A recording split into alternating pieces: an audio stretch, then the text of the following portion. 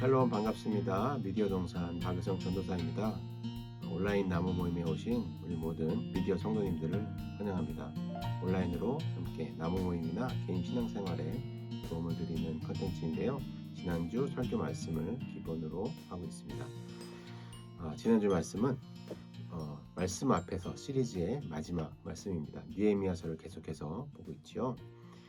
말씀 앞에서 삶을 개혁하라 입니다. 네, 먼저 성경 봉독하겠습니다. 느헤미야 13장 1절에서 5절, 23절에서 25절, 31절입니다. 그날에 모세의 책을 낭독하여 백성에게 들렸는데 그 책에 기록하기를 암몬 사람과 모압 사람은 영원히 하나님의 청회에 들어오지 못하리니 이는 그들이 양식과 물로 이스라엘 자손을 영접하지 아니하고 도리어 발람에게 뇌물을 주어 저주하게 하였음이라. 그러나 우리 하나님이 그 저주를 돌이켜 복이 되게 하셨다 하였는지라. 백성이 이 율법을 듣고 곧 섞인 무리를 이스라엘 가운데에서 모두 분리하였느니라. 이전에 우리 하나님의 전에 방을 맡은 제사장 엘리야십이 도비야와 연락이 있었으므로 도비야를 위한 한 큰 방을 만들었으니 그 방은 원래 소재물과 유향과 그릇과 또 레위 사람들과 노래하는 자들과 문지기들에게 11조로 주는 곡물과 새 포도주와 기름과 또 제사장들에게 주는 거제물을 두는 곳이라. 그때에는 내가 예루살렘에 있지 아니하였느니라. 바벨론 왕 아닥사스다 32년에 내가 왕에게 나아갔다가 며칠 후에 왕에게 말미를 청하고 예루살렘에 이르러서야 엘리야십이 도비야를 위하여 하나님의 전 뜰에 방을 만든 악한 일을 안지라. 내가 심히 근심하여 도비야의 세간을 그 방 밖으로 다 내어 던지고 명령하여 그 방을 청결하게 하고 하나님의 전에 그릇과 소재물과 유향을 다시 그리로 들여 놓았느니라.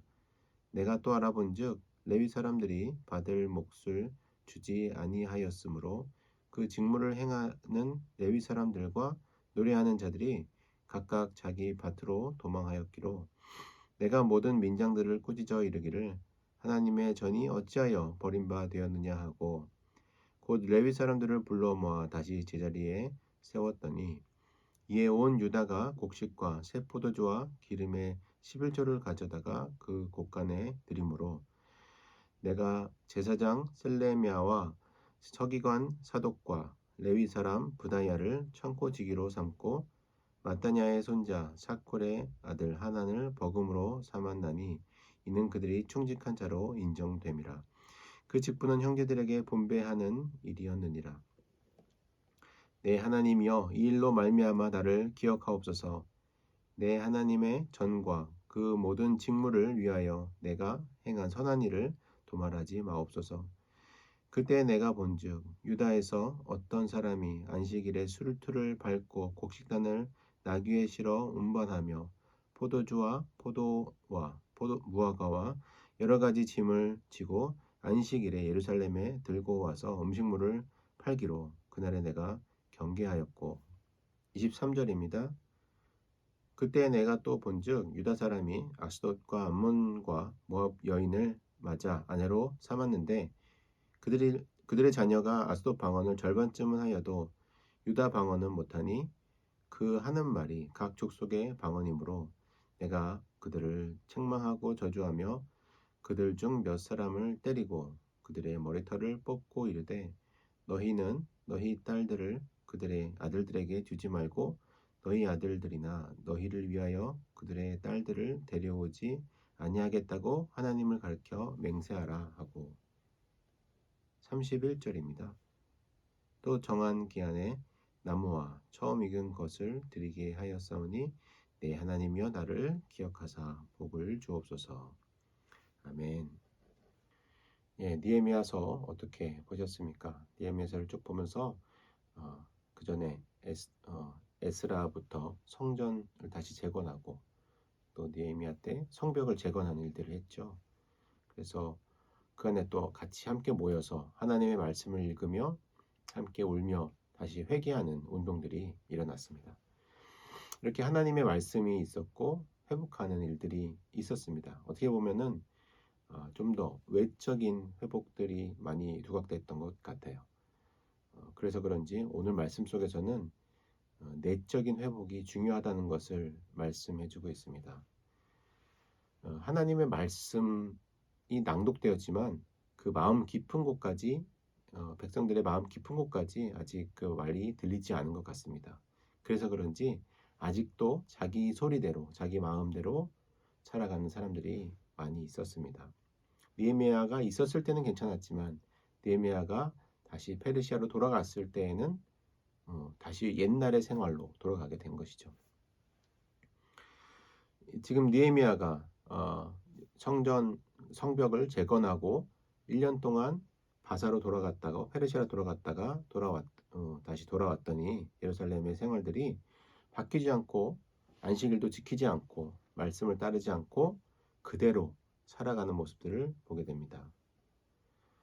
성전의 그런 성전과 성벽은 재건되었으나 마음은 개혁되지 않은 것입니다. 이렇게 개혁은 한번 일시적으로 어떤 막 엄청난 사건을 통해서 개혁이 일어난다기보다 매일매일 다시 한번 주님 앞으로 나아가는 그런 나아감, 회개와 그런 중생이 다시 필요한 것이죠. 다시 태어나는 일들이 매일매일 하나님께 고백되면서 하나님 앞으로 나아가야 되는 것입니다.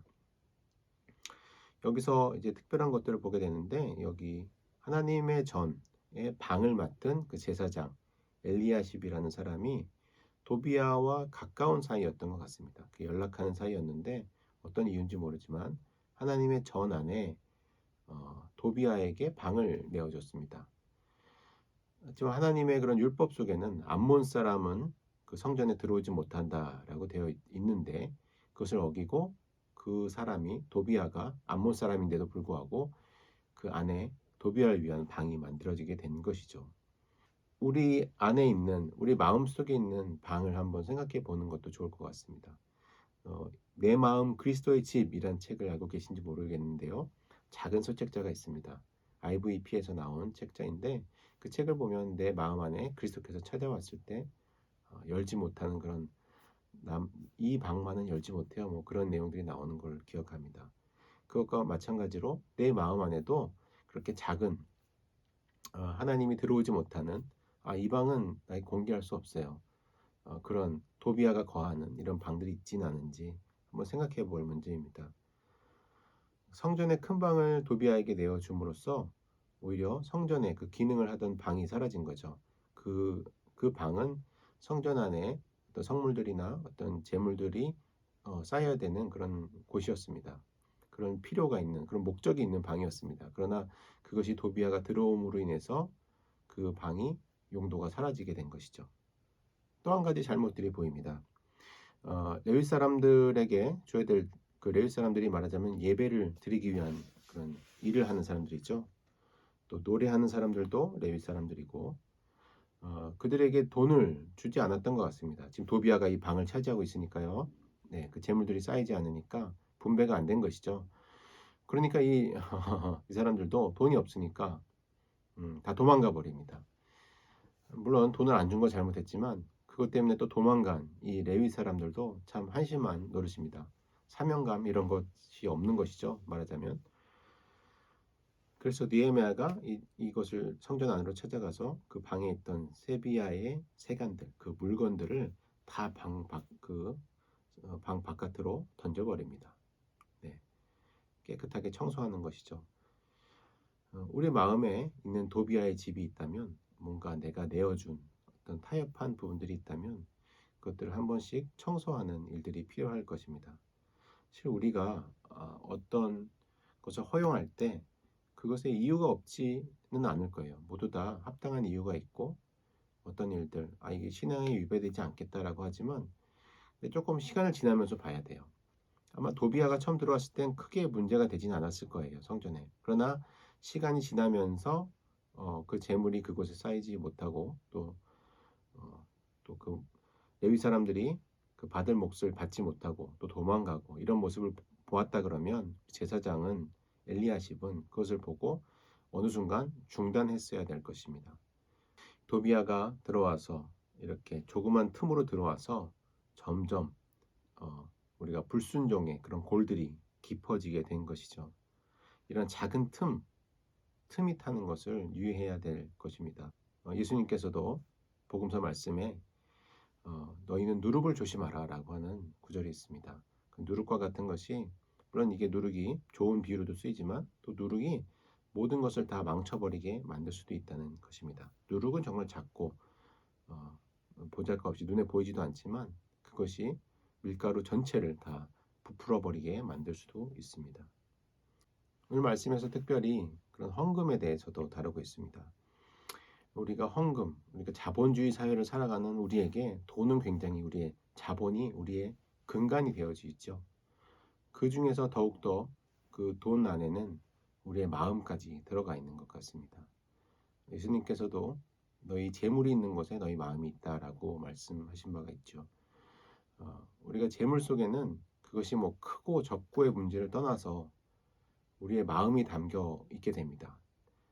우리가 요즘에는 카드를 써서 잘 모르지만 내가 지폐를 쓴다 그러면 10,000원짜리가 5장 있는데 한 장을 뭔가를 내어주게 되면 굉장히 아까운 느낌이 날 겁니다. 하지만 그 아까운 느낌만큼 또 내 마음을 하나를 드리는 것이 되게 됩니다.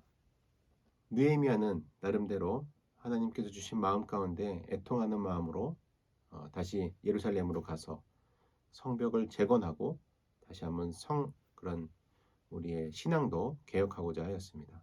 그렇게 노력했지만 사실 그 끝은 노력의 결과들은 좋지 않았습니다. 그러나 이렇게 노력했던 모습들 하나님께 기억해 주십시오라고 했던 그 기도들이 우리가 기억이 납니다. 우리도 어떤 개혁이라는 작업은 한순간으로 끝나는 것이 아닙니다. 날마다 개혁해감을 통해서 하나님, 내가 이렇게 하나님께 나아가기 위해서, 하나님께 더욱더 나아가기 위해서 개혁하고 노력하였습니다. 하나님, 나를 기억하여 주십시오 라고 하는 기도를 할 수 있길 바랍니다. 우리 마음에 어떤 작은 틈들, 그것들을 주의하고 다시 한번 거룩함을 회복하여 보는 시간 되었으면 좋겠습니다. 우리가 예배 시간 혹은 헌금 생활, 신앙 생활, 이 모든 기도 생활, 이런 모든 것들을 다시 한번 점검하며 나아가는 시간 되었으면 좋겠습니다. 그것들이 처음에는 이러저러한 합리적인 이유로 중단하거나 아니면 편리한 형태로 바꿨을 수 있습니다. 그러나 이제 시간이 지나면서 보니까 내가 이런 부분에서는 신앙이 많이 부족해졌구나 라고 느끼는 부분들이 있다면 다시 한번 그 성벽을 재건하고 성전을 재건하고 혹은 도비야와 같은 내 마음속의 방에 거룩하지 않은 것들이 차지하고 있는 부분이 있는지 한번 생각해 보시면서 오늘 한 주간 다시 한번 새롭게 되는 여러분들 되셨으면 좋겠습니다. 그래서 마지막 적용해 보신 말씀은 내 안에 도비야의 방이 있나요?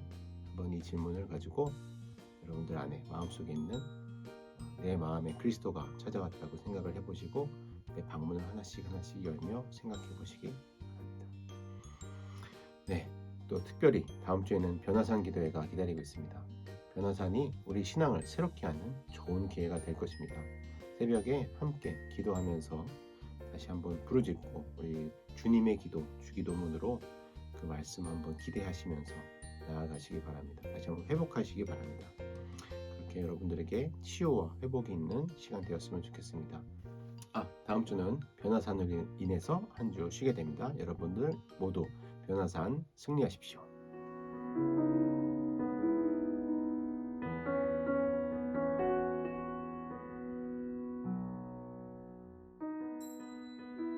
하늘에 계신 우리 아버지여, 이름이 거룩히 여김을 받으시오며 나라가 임하시오며 뜻이 하늘에서 이루어진 것 같이 땅에서도 이루어지이다. 오늘 우리에게 일용할 양식을 주시옵고 우리가 우리에게 죄 지은 자를 사하여 준 것 같이 우리 죄를 사하여 주시옵고 우리를 시험에 들게 하지 마시옵고 다만 악에서 구하시옵소서. 나라와 권세와 영광이 아버지께 영원히 있사옵나이다. 아멘.